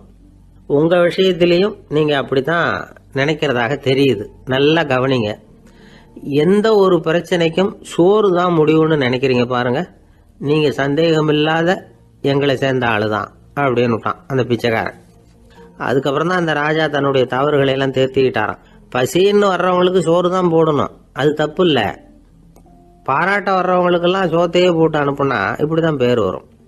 எனக்கு தெரிஞ்ச ஒருத்தர் தினமும் யாராவது ஒருத்தரை தன் வீட்டுக்கு அழைச்சிட்டு போவார், சாப்பாடு போட்டு அனுப்புவார். முன்னறிவிப்பு இல்லாம திடீர்னு ஒரு விருந்தாளியோட வீட்டில் போய் இவர் நிக்கிறது வழக்கம். அந்த அம்மாவும் இவருக்காக தயார் பண்ணி வச்சிருந்ததை இவர் அழைச்சிட்டு வந்திருக்கிற விருந்தாளிக்கு போட்டுருவாங்க. விருந்தாளி சாப்பிட்டுட்டு போனதுக்கு அப்புறம் இவர் மனைவி கிட்ட உனக்கு சிரமம் வேணாம் அப்படின்னு சொல்லிவிட்டு பக்கத்தில் உள்ள ஒரு ஹோட்டலுக்கு போய் காசு கொடுத்து சாப்பிட்டுட்டு வந்துருவார். பல நாள் இப்படி நடக்கும். ஒரு நாள் அவரை தனியா கூப்பிட்டுக்கிட்டு போய் ஏன் இப்படி பண்றீங்கன்னு கேட்டோம். அதுக்கு அவர் சொல்றாரு, எங்க வீட்டு சாப்பாட்டுல இருந்து தப்பிக்கிறதுக்கு எனக்கு வேற வழி எதுவும் தெரியல சார், அதனாலதான் இப்படி பண்ணிட்டு இருக்கிறேன் அப்படின்னார். ரொம்ப பரிதாபமா. இப்பெல்லாம் நம்ம ஊர்ல மாமியார் மருமகள் ஒருத்தர் நல்லா புரிஞ்சுக்கிட்டு நல்ல விதமா தான் இருக்கிறாங்க பல இடத்துல. அதனால நான் இப்ப சொல்ல போற கதையை கேட்டுவிட்டு இந்த காலத்துல அவ்வளவு மோசமா யாரு சார் நடந்துக்கிறாங்க அப்படின்னு கேட்டு யாரும் சண்டைக்கு வரக்கூடாது. இன்னொரு உண்மையையும் சொல்லிவிடுறேன். அதாவது இந்த கதையை நமக்கு எழுதி அனுப்பி இருக்கிறதே கொஞ்ச நாள்ல மருமகளாகவும் அதுக்கப்புறம் கொஞ்ச காலத்துல மாமியாராகவும் ஆக போற ஒரு நேயர் தான். சரி, இந்த கதைக்கு வருவோம். அதாவது ஒரு சின்ன குடும்பம், அந்த வீட்டில் மாமியார் ஆட்சி, அவங்க வச்சது தான் சட்டம். பிள்ளையாண்டான் எப்படின்னா அம்மா சொல்கிறதையும் கேட்டுக்குவான், மனைவி சொல்கிறதையும் கேட்டுக்குவான். நமக்கு என்னத்துக்கு வம்புங்கிற டைப்பு. மருமகள் பேரில் குறை கண்டுபிடிக்கிறதுலேயே அந்த மாமியாருக்கு ஒரு சுவாரஸ்யம். சின்ன சின்ன விஷயத்துல எல்லாம் குத்தம் கண்டுபிடிச்சிக்கிட்டே இருக்கிறாங்க. பொதுவாக எல்லாரும் எப்படின்னா ஏதாவது ஒரு காரணத்துக்காக சண்டை போட்டுக்கிட்டு இருப்பாங்க. அந்த அம்மா எப்படின்னா ஏதாவது ஒரு சண்டையை போடுறதுக்காக காரணத்தை தேடிக்கிட்டு இருப்பாங்க. அப்படி ஒரு மனசு. அந்த மருமக பொண்ணு பாவம் பயந்து பயந்து ஒவ்வொரு காரியமும் செஞ்சுக்கிட்டு வந்தது. இப்படியே பல வருஷம் ஓடி போட்டுது. அந்த மாமியாருக்கும் ரொம்ப வயசாயிட்டுது. இருந்தாலும் அந்த பழைய சுபாவம் மட்டும் மாறவே இல்லை. திடீர்னு ஒரு நாள் பக்கவாதம் வந்து அந்த அம்மாவுக்கு ஒரு பக்கம் கை கால் இழுத்துக்கிட்டுது. வாய் சுத்தமாக பேச முடியாமல் போயிட்டுது. சத்தம் மட்டும் வரும். ஒரு பக்கத்து கை காலை அசைக்க முடியும். பேசுறதெல்லாம் கையால் தான், அதாவது கை சைகையால். இப்படிப்பட்ட நிலைமையில கூட அந்த பொண்ணு தண்ணியோ பாலோ இவங்க எதிரில் கொண்டாந்து வச்சா அதை வேணும்னே தட்டி விட்டுட்டு ஒம்பு வளர்க்கறது. அதுக்கப்புறம் அந்த பொண்ணு தரையை சுத்தப்படுத்தும்ல, அதை பார்த்து ரசிக்கிறது. இருந்தாலும் அந்த பொண்ணு இதையெல்லாம் பெருசுப்படுத்தாமல் ரொம்ப பொறுமையாக தான் இருந்தது. ஒரு நாள் வீட்டில் வச்சுருந்த பாலை பூனை குடிச்சிட்டு போயிட்டுது. வயசான காலத்தில் இந்த அம்மா பால் இல்லாமல் கஷ்டப்படுவாங்களே அப்படின்னு நினச்சி பக்கத்து வீட்டில் போய் கொஞ்சம் பால் வாங்கிட்டு வந்து காய்ச்சி மாமியார் முன்னாடி கொண்டாந்து வச்சுது அந்த பொண்ணு. வழக்கம் போல் அந்த அம்மா பாலை தட்டி விட்டுட்டாங்க. இது அந்த மருமக பொண்ணு கவனிச்சுட்டுது. இவ்வளவு நாள் பொறுமையாக இருந்த அந்த மருமகளுக்கு இன்னைக்கு இதை பார்த்து தான் அசாத்திய கோபம் வந்துட்டுது. கதவுக்கு பக்கத்தில் சாத்தி வச்சிருந்த உலக்கையை எடுத்து மாமியார் தலையில் போட, அது குறி தவறி கழுத்தில் பட, அந்த அம்மா கழுத்தை பிடிச்சிக்கிட்டு ஊன்னு கத்த, இந்த பொண்ணு ஒன்றும் அலட்டிக்காமல் உலக்கையை எடுத்து மறுபடியும் கதவு பக்கம் சாத்தி வச்சுட்டு அது பாட்டுக்கு நடந்து போயிட்டுது. இருந்தாலும் மனசுக்குள்ளே லேசாக ஒரு பயம். கணவன் வீட்டுக்கு வந்ததும் என்ன விஷயம்னு கேட்டால் எப்படி சமாளிக்கிறது. அன்னைக்குன்னு பார்த்து ரொம்ப நேரம் கழித்து வீடு வந்து சேர்ந்தான் கணவன். உடனே அந்த அம்மா புகார் பண்ண ஆரம்பிச்சுட்டுது. பேச்சு தான் வராத. அதனால் ஒரு பக்கத்து கையால் சைகை காட்டுது. கதவுக்கு பக்கத்தில் இருந்த உலக்க பக்கமாக கையை நீட்டி காட்டி அப்படியே அந்த கையை தன் கழுத்துக்கு பின்பக்கமாக சுற்றி காட்டி நாக்கை வெளியில் நீட்டி நடந்த விஷயத்தை புரிய வைக்கிறதுக்கு முயற்சி பண்ணுது. இவனுக்கு ஒன்றும் புரியல. என்ன சொல்கிறாங்க அம்மா அப்படின்னு மனைவிகிட்ட கேட்குறான். அதுக்கு அந்த பொண்ணு ரொம்ப புத்திசாலித்தனமா, என்னங்க உங்கள் அம்மா சொல்கிறது உங்களுக்கு இன்னும் புரியலையா? அவங்க உங்களை பார்த்து என்ன சொல்கிறாங்கன்னா, ஏன்டா உலக்க மாதிரி நிற்கிற, சாக போகிற எனக்கு சங்கிலி எதுக்கு, என் கழுத்தில் கிடக்கிற இந்த சங்கிலியை கழட்டி என் மருமக கழுத்தில் போடுறா அப்படின்னு சொல்கிறாங்க அப்படின்னு தான். ஓ அப்படியா விஷயம்னு சொல்லி அம்மா கழுத்தில் இருந்த சங்கிலியை எடுத்து மனைவி கழுத்தில் போட்டுட்டு, அம்மா உன் விருப்பப்படியே போட்டாச்சு, இனிமேலாவது நிம்மதியாக படுத்து தூங்கு அப்படின்னு சொல்லிவிட்டு உள்ளே போயிட்டான். பார்த்தீங்களா கதையை? அதனால தான் மாமியார்கள் சைகை காட்டுறதுன்னா கூட இனிமேல் ஜாக்கிரதையாக இருக்கணும். 2 பேர் சுவாரஸ்யமாக பேசிகிட்டு இருக்கிறப்போ குறுக்க புகுந்து தொந்தரவு பண்ணுறதுக்குன்னே சில பேர் இருப்பாங்க. அது ரொம்ப இடைஞ்சலாக இருக்கும். இதே மாதிரி மின்காந்தம் கூட குறுக்க புகுந்து தொந்தரவு பண்ணும். கடைசியில் அது ஒரு பெரிய இடைஞ்சலில் கொண்டாந்து விட்டுரும். சில வீடுகளில் கேபிள் கனெக்ஷன் இல்லாமல் சில தனியார் டிவி காட்சிகள் தெரியும். அதுக்கு என்ன காரணம்னா இந்த மின்காந்த குறுக்கீடு தான் காரணம். இதைத்தான் சுருக்கமாக இஎம்ஐ அப்படின்னு சொல்கிறாங்க. அதாவது எலக்ட்ரோ மேக்னெட்டிக் இன்டர்ஃபியரன்ஸ். இது ஏற்படக்கூடிய இடங்கள் எது எதுன்னு எடுத்துக்கிட்டால் அது ஒரு பெரிய பட்டியலாகவே போயிடும். இந்த இஎம்ஐ தொந்தரவு கேபிள் டிவியில் மட்டும்தான் இல்லை, ராக்கெட் ஏவுதளத்தில் உள்ள ரேடார்கள், அங்கே உள்ள சில சக்தி வாய்ந்த தொலைத்தொடர்பு சாதனங்கள், விமான தளங்களில் உள்ள ரேடார்கள், கப்பல் தளங்களில் பொருத்தப்பட்டிருக்கக்கூடிய சக்தி வாய்ந்த ஆண்டனாக்கள், இப்படி நிறைய சொல்லலாம். காவல் நிலையங்களில் பயன்படுத்தப்படுகிற வயர்லெஸ் தொடர்பு சாதனங்கள் கூட ஓரளவுக்கு இந்த மின்காந்த அலைகளை வெளியிடும். நம்ம வீட்டில் உட்காந்துக்கிட்டு ரேடியோ கேட்டுக்கிட்டு இருப்போம் அல்லது டிவி பார்த்துக்கிட்டு இருப்போம்.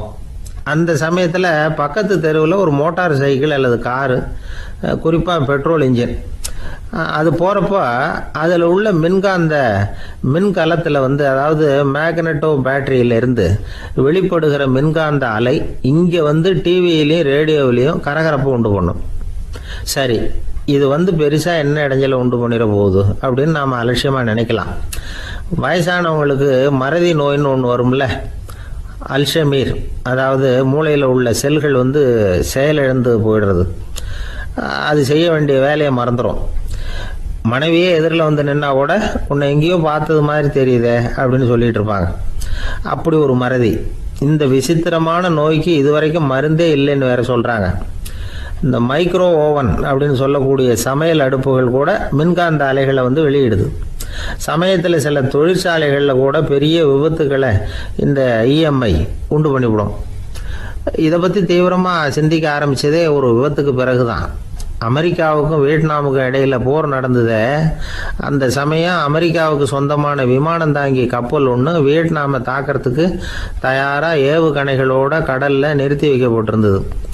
தற்செயலாக அந்த பகுதியில் கப்பல் தொலைத்தொடர்பு பகுதிக்கு அருகில் ஊடுருவிய இந்த சக்தி வாய்ந்த ரேடியோ அலைகள் ஏவுகணையில் இருந்த மின்னணு சர்க்கியூட்டை பூர்த்தி செஞ்சு வச்சுட்டுது. அவ்வளவுதான், ஏவுகணை அங்கேயே வெடித்து சிதறி போச்சு. 130 பேர் அந்த இடத்துலயே உடல் கருகி செத்து போட்டாங்க. ஏகப்பட்ட பொருள்கள் நாசம். இந்த விபத்துக்கான காரணம் என்னங்கிறத உடனடியாக யாராலையும் கண்டுபிடிக்க முடியல. ரொம்பவும் கடுமையாக முயற்சி பண்ணி கடைசியாக கண்டுபிடிச்சாங்க, இது இந்த இஎம்ஐ வேலை தான் அப்படின்னு. மின்னணு தொலைபேசிகள் இருக்கு. இதில் பேசும்பொழுது நம்ம காதை அதாவது செவியை ஊடுருவக்கூடிய மின்காந்த அலையானது மூளைக்கு போய் அங்கே மூளை கட்டிகளை உருவாக்க ஊக்கம் கொடுக்குது அப்படின்னு வேற கண்டுபிடிச்சிருக்கிறாங்க. இந்த இஎம்ஐ ரொம்ப குறைஞ்ச மின்காந்த அழுத்தத்தில் நமக்கு எந்த பாதிப்பையும் ஏற்படுத்துறதில்லை. மின்காந்த அலைகள் அழுத்தத்தோடு இருக்கிற இடங்களில் ரொம்ப நேரம் இருந்தோம்னா நம்ம உடம்பின் வெப்பநிலை 2 டிகிரி செல்சியஸ் வரைக்கும் அதிகரிக்குதாம். அதனால் வெப்பநிலையை சீராக்கிறதுக்கு இதய துடிப்பும் அதிகரிக்குது. இப்படிலாம் கண்டுபிடிச்சிருக்கிறாங்க. இப்போல்லாம் இந்த மின்காந்த குறுக்கீடுகளை தடுக்கிறது எப்படி அப்படின்னு விஞ்ஞானிகள் யோசனை செய்ய ஆரம்பிச்சிருக்கிறாங்க. இந்த விஷயத்தில் அலட்சியமாக இருந்தோம்னா எதிர்காலத்தில் நிறைய பேருக்கு இந்த ஞாபக மறதி நோய் வந்துடும். அப்புறம் அது ரொம்ப கஷ்டமாக போயிடும்.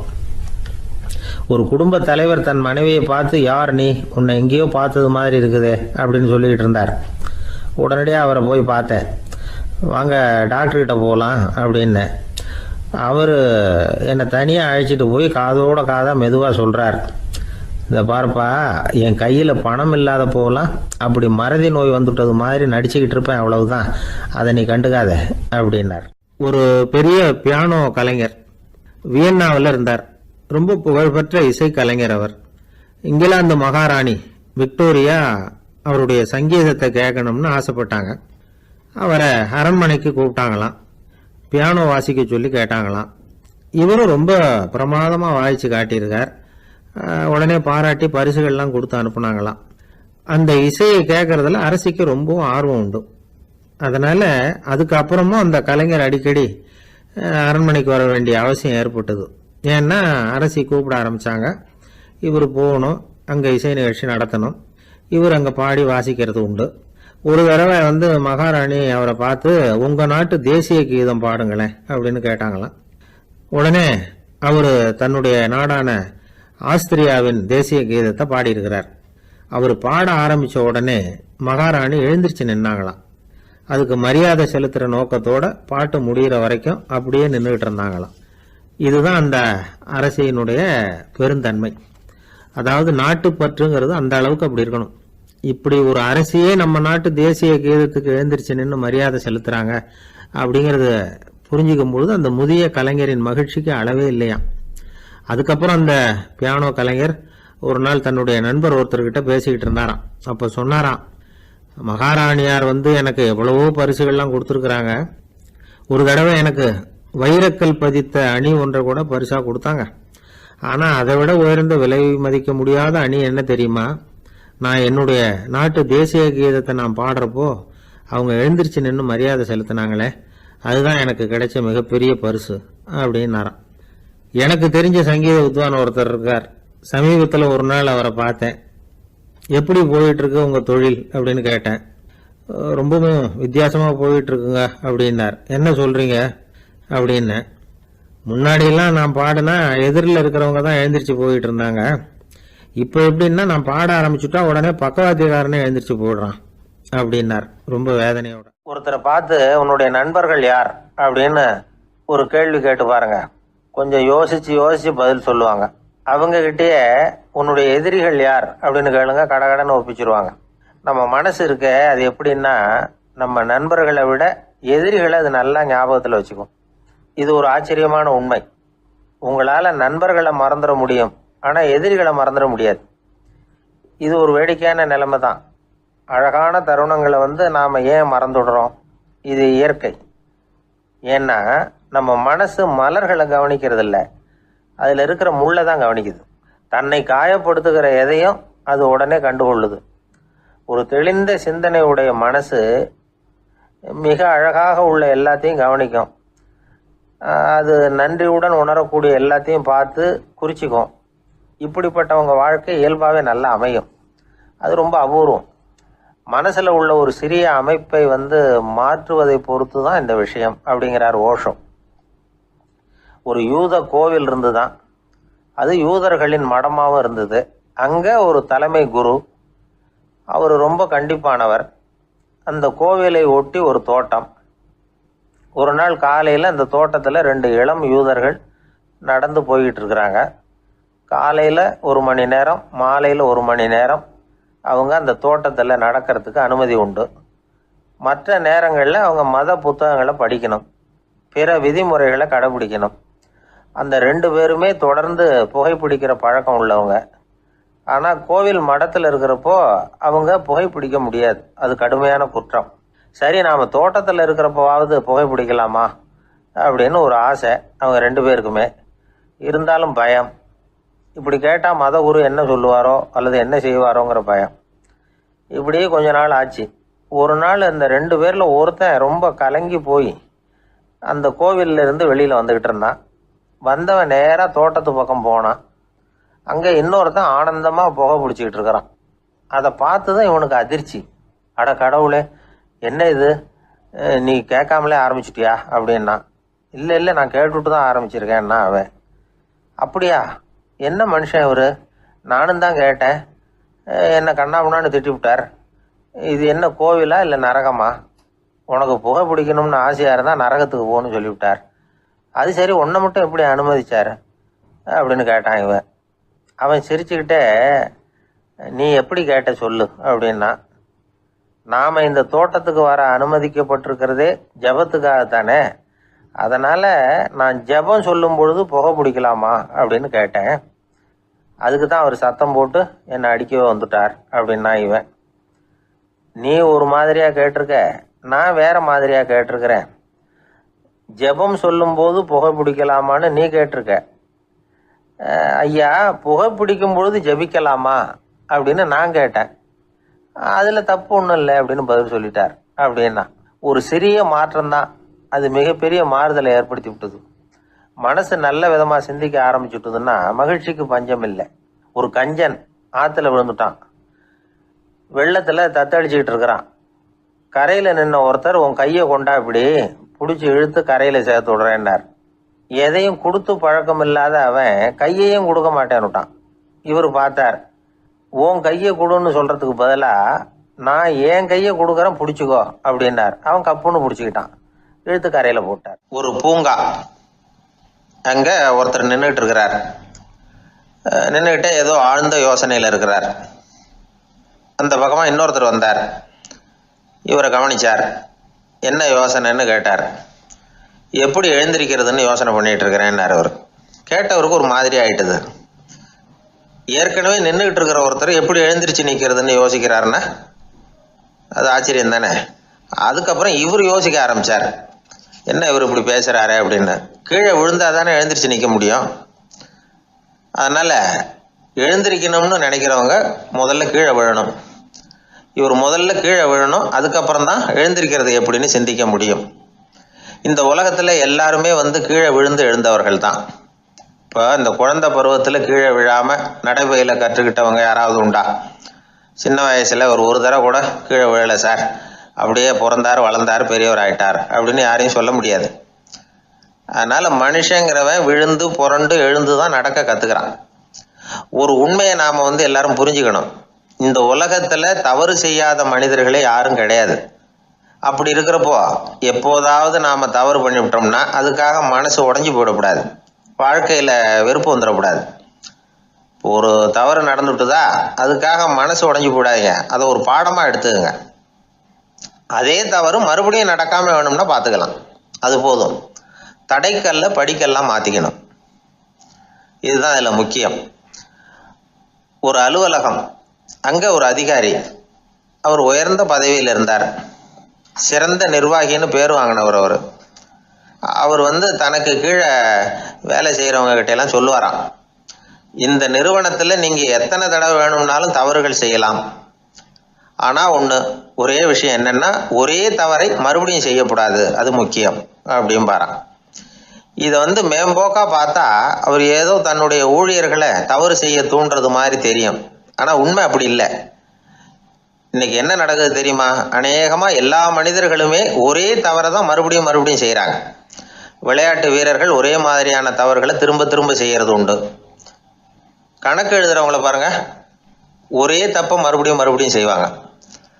அலுவலகம் வருகிறவர்களை கவனிங்க, ஒரு நாள் தாமதமாக வந்தால் பரவாயில்ல, தினமும் தாமதமாக வருவாங்க. இது மாதிரி செய்த தவறையே திரும்ப திரும்ப செய்கிறதுக்கு என்ன காரணம் அப்படின்னா சோம்பல், ஞாபக மறதி, கவனக்குறைவு, தன்னுடைய திறமை பேரில் அளவுக்கு மீறிய நம்பிக்கை, இப்படி இதில் ஏதாவது ஒரு காரணமாக இருக்கலாம் அப்படிங்கிறாங்க இது பற்றி ஆய்வு செய்கிற வல்லுநர்கள். ஒரு தடவை செஞ்ச தவிர மறுபடியும் செய்கிறது இல்லைன்னு முடிவு செஞ்சுக்கிட்டு அதை செயல்படுத்த கற்றுக்கணும், அது போதும், வாழ்க்கை வெற்றிகரமாக அமையும் அப்படிங்கிறாங்க அந்த அனுபவசாலிகள். அதனால் வெற்றிகரமாக வாழ்க்கையில் நடைபோட விரும்பும் இளைஞர்கள் தவிர்க்க வேண்டியது என்னென்னா, முதல்ல சோம்பலை தவிருங்கள், சுறுசுறுப்பாக இயங்குங்கள் அப்படிங்கிறது அவங்க அறிவுரை. ரெண்டாவது ஞாபக மறதி, எந்த செயல்லையும் ஈடுபாடு வேணும், அக்கறை வேணும். மூணாவது கவனக்குறைவு, எதையும் அலட்சியப்படுத்தக்கூடாது. நாலாவது என்னால் முடியாது, எதுவுமே கிடையாது அப்படிங்கிற அளவுக்கு மீறிய நம்பிக்கை, அது ஆபத்தில் கொண்டு போய் விட்டுரும். அதனால் முதல் தவறு உங்களுக்கு ஒரு பாடமாக அமையணும். ஒரு மனிதர் அவர் தன்னுடைய 2 காதுலையும் கட்டு போட்டுக்கிட்டு வந்தார். அவருடைய நண்பர் அதை கவனிச்சுட்டார். என்ன சார் ஆச்சு, 2 காதுலையும் கட்டு போட்டுருக்கீங்களே அப்படின்னு விசாரிச்சார். ஒன்றுமில்லை சார், வீட்டில் ரொம்ப ஆர்வமாக டிவியில் கிரிக்கெட் மேட்ச் பார்த்துக்கிட்டு இருந்தேன். அப்போது என்னுடைய மனைவி துணிகளுக்கு அயர்ன் பண்ணிகிட்டு இருந்தாங்க. அயர்ன் பாக்ஸை அப்படியே வச்சுட்டு அடுப்பங்கரைக்கு போயிட்டாங்க. அந்த சமயம் பார்த்து டெலிஃபோன் பண்ணி அடிச்சுது. அவசரமாக ஓடி போய் அதை எடுத்து காதில் வச்சேன். அப்போ தான் தெரியும் அது அயர்ன் பாக்ஸுங்கிற விஷயம். சூடாக இருந்ததா, சுட்டு விட்டுது அப்படின்னாரு. 1 காது சரி சார், 2 காதும் ஏன் அப்படி ஆச்சு அப்படின்னு கேட்டார். அதே ஆள் மறுபடியும் ஃபோன் பண்ணா சார் அப்படின்னாரு இவர். எவ்வளோ தூரம் யோசிச்சிருப்பார் பாருங்க. அதனால் ஒரு தவறு மறுபடியும் நடக்கக்கூடாது. முதல் தவறு உங்களுக்கு ஒரு பாடமாக அமையட்டும் அப்படிங்கிறது தான் இதிலிருந்து நாம் தெரிந்து கொள்ள வேண்டிய கருத்து. அதனால் தவறுகள் அதெல்லாம் தடைக்கெல்லாம் நினைக்க வேண்டாம், படிக்கெல்லாம் நினைப்போம். அப்படி நினைச்சோம்னா வாழ்க்கையில் வெற்றி நிச்சயம். ஒரு ராஜா இருந்தார். அவர் ஒரு பெரிய கோயில் கட்டினார். பல ஊர்கள்லேருந்து சிற்பிகள்லாம் கொண்டுகிட்டு வந்தார். அழகழகா சிற்பங்களை செய்ய சொன்னார். ஊரில் உள்ள ஜனங்களும் கோயில் கட்டுறதுக்கு அவங்களால முடிஞ்ச உதவியை செஞ்சாங்க. ராத்திரி பகலா வேலை நடக்குது. கோயில் கொஞ்சம் கொஞ்சமாக வசந்துக்கிட்டே வந்துட்டுது. அந்த ஊரில் ஒரு வயசான அம்மா இருந்தாங்க, ரொம்ப ஏழை. அவங்களுக்கு மனசுக்குள்ள ஒரு உறுத்தல், இந்த ஊரில் எல்லாரும் இந்த கோவில் கட்டுறதுக்கு அவங்களால முடிஞ்ச உதவியை பண்ணிட்டு இருக்கிறாங்க, நம்மளால ஒன்றும் பண்ண முடியலையே அப்படின்னு நினச்சி கவலைப்பட்டாங்க. அவங்களுக்கு மனசு கேட்கல, ஏதாவது செய்யணும் நம்மளால முடிஞ்சது அப்படின்னு யோசனை பண்ணாங்க. நல்ல வெயில் நேரத்தில் சிற்பிகள்லாம் ரொம்ப சிரமப்பட்டு சிலை வடிச்சுக்கிட்டு இருக்கிறாங்கல்ல, அவங்களுக்கு அந்த நேரம் தாகம் எடுக்குமே. அதனால சிரமப்பட்டு ஒரு குடத்துல தண்ணி எடுத்துக்கிட்டு அதை இடுப்புல வச்சுக்கிட்டு மெதுவா கொண்டுகிட்டு அங்கே போறது அப்படின்னு முடிவு பண்ணிட்டு அந்த அம்மா போச்சு. அங்கே போய் வேலை செய்யறவங்களுக்கு தாகம் எடுக்கிறப்போலாம் ஒரு கோவலையில தண்ணியை எடுத்து கொடுத்துக்கிட்டு இருக்கிறது. இப்படியே பண்ண ஆரம்பிச்சுட்டு அந்த அம்மா. ஏதோ அந்த அம்மாவால முடிஞ்ச ஒரு சின்ன உதவி இது. இப்படி கொஞ்சம் கொஞ்சமா வேலை நடந்தது. கோபுரம் வசந்தது, எல்லா வேலையும் முடிஞ்சது. இனிமே கடைசியா கற்ப கிரகத்தின் மேல விமானம் அமைக்க வேண்டியதுதான் பாக்கி. அந்த வேலையும் ஆரம்பமாச்சு. அந்த சிற்பிகள்லயே அனுபவசாலியான ஒருத்தர் இந்த அம்மாவை தேடிட்டு வந்தார். பாட்டி, உங்ககிட்ட இருக்கிற ஏதாவது ஒரு பொருளை கொடுங்க, அந்த விமானத்துல வைக்கலாம் அப்படின்னு நாங்க நினைக்கிறோம் அப்படின்னார். இந்த அம்மாவுக்கு ஒன்றும் புரியல. ஏதாவது இருந்தாவில கொடுக்கலாம், எதுவும் இல்லையே, என்ன பண்றது யோசனை பண்ணாங்க. இத பாருப்பா, என்கிட்ட என்ன இருக்கு, இந்த வாசப்படியில கிடக்குது, இந்த கல்லு தான் இருக்குது, வேணும்னா இதை எடுத்துட்டு போங்க அப்படின்னாங்க. உடனே அந்த கல்லை பேத்து எடுத்துட்டு போயிட்டாங்க அவங்க. அங்க போய் பார்த்தா என்ன ஆச்சரியம், அந்த விமானத்து உச்சியில கலசங்களை அமைக்கிறதுக்கான பிரம்ம எந்திரத்தை மூடுற கருங்கல் ஒண்ணு தேவையா இருந்தது. இவங்க எடுத்துட்டு போன கல்லு அதுக்கு ரொம்ப பொருத்தமா அமைஞ்சு போச்சு. ஏதோ அதுக்காகவே அளவெடுத்து செஞ்சது மாதிரி அமைஞ்சுட்டுது. அந்த கல்லையே அங்க அப்படியே பதிச்சுட்டாங்க. ஒரு வழியா கோவிலை கட்டி முடிச்சாங்க. அடுத்தது கும்பாபிஷேகம், அதுவும் ரொம்ப சிறப்பா கோலாகலமா நடந்து முடிஞ்சது. இவ்வளவையும் பார்த்த அந்த ராஜாவுக்கு மனசுக்குள்ள ரொம்ப பெருமையா இருந்தது. இவ்வளவு பெருசா இந்த கோவில் உருவாகிறதுக்கும் இவ்வளவு சிறப்பா இந்த விழா நடக்கிறதுக்கும் நாம தானே காரணம் அப்படின்னு மனசுக்குள்ள நினைச்சுக்கிட்டார். இப்படி நினைச்சுக்கிட்டே அன்னைக்கு ராத்திரி அரண்மனையில படுத்து தூங்கினார். உடனே ஒரு கனவு. ஆண்டவனே அந்த ராஜாவோட கனவுல வந்தார். ராஜா ஆண்டவனை வணங்கினார். இறைவா, உங்களுக்காக நான் கட்டி இருக்கிற கோவில் எப்படி இருக்குது, நல்லா இருக்குதா அப்படின்னு கேட்டார் ராஜா. அதுக்கு இறைவன் சொன்ன பதில் என்ன தெரியுமா, நீ கட்டின கோவில்ல அந்த கிழவியோட நிழல்ல நான் சுகமா இருக்கிறேன் அப்படின்னாராம். இப்படி சொல்லிவிட்டு கடவுள் மறைஞ்சுட்டார். கனவு கலைஞ்சுது. ராஜா விசாரிச்சார், யார் அந்த கிழவி அப்படின்னு. எல்லாரும் விவரத்தை சொன்னாங்க. அப்பதான் ராஜா நினைச்சு பார்த்தார், இந்த கோவிலை நானே கட்டினதாக ரொம்ப பெருமைப்பட்டுக்கிட்டேன். ஆனா அந்த வயசான அம்மா வீட்டு வாசல்ல கிடந்த கல்லு அது இறைவனுக்கு சுகமான நிழல் கொடுக்கறதாக சொல்றாரு அப்படிங்கறத எண்ணி பார்த்தார். நான்கிற எண்ணம் நழுவி போயிட்டுதான். கோபுரம் எவ்வளவு பெருசுங்கிறது முக்கியம் இல்ல, குணம் எவ்வளவு பெருசுங்கிறது தான் முக்கியம். அந்த வயசான அம்மா நம்ம நாட்டுல வாழறதுதான் நமக்கு உண்மையான பெருமை அப்படின்னு நினைச்சாராம் ராஜா. இந்த காலத்திலயும் ஒரு ஊர்ல ஒரு கோவில் கட்டினாங்க. எல்லா ஜனங்களும் அவங்களால முடிஞ்சதை செஞ்சாங்க. நம்மால் ஒருத்தன் அந்த திருப்பணி குழு தலைவரை போய் பார்த்தான். நான் ஏதாவது ஒத்துழைக்கணுமா ஐயா அப்படின்னு ரொம்ப பணிவா கேட்டான். திருப்பணி குழு தலைவர் சொன்னார், இத பாருப்பா, இந்த கோவில் கட்டி முடிக்கிற வரைக்கும் உன்னுடைய ஒத்துழைப்பு எதுவும் தேவையில்லை. கட்டி முடிச்சு கும்பாபிஷேகம் ஆனதுக்கு அப்புறம் தான் உன்னுடைய ஒத்துழைப்பு ரொம்ப அவசியம்.